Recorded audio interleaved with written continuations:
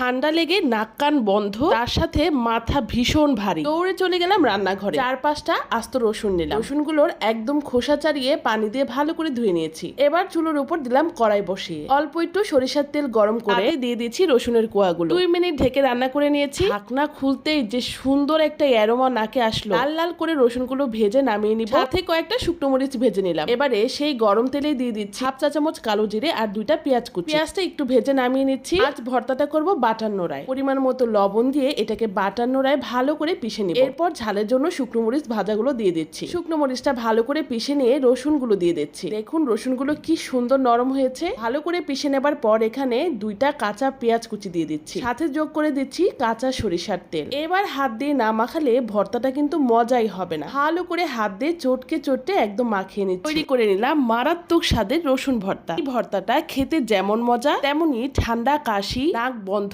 মাথা ভারী সবকিছু নিমিষে দূর করে দিবে।